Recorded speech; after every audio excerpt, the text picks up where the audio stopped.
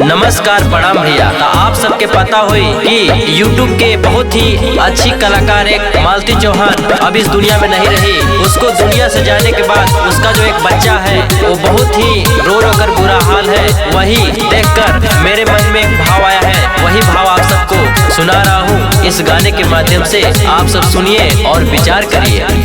कवना करनवा ये मालती दे दिहनु जहनवा हो, कवना करनवा ये मालती दे दिहनु जहनवा हो। रोवता टे बबुआ तोहार हो, सुन कइलू अंगना दुआर हो।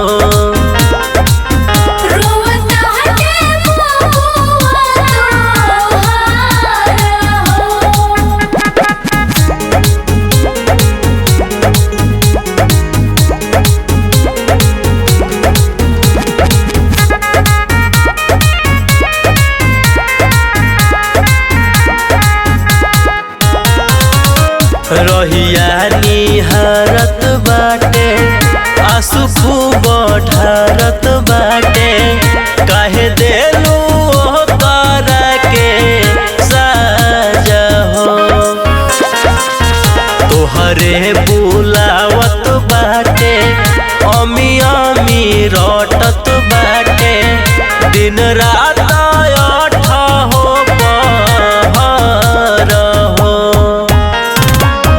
तनिको ना फिक्र कइलू युवराज के जिक्र कइलू, इज्जत के कइलू तार तार हो।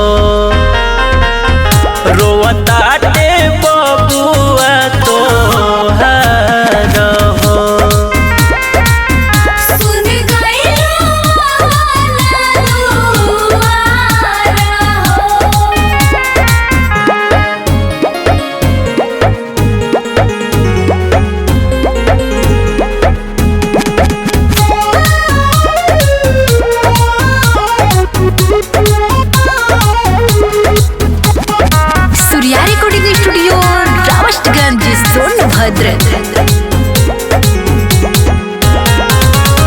प्यार मोहब्बत कइलू विष्णु अर्जुन के भइलू, तब काहे कइलू ऐसन काम हो।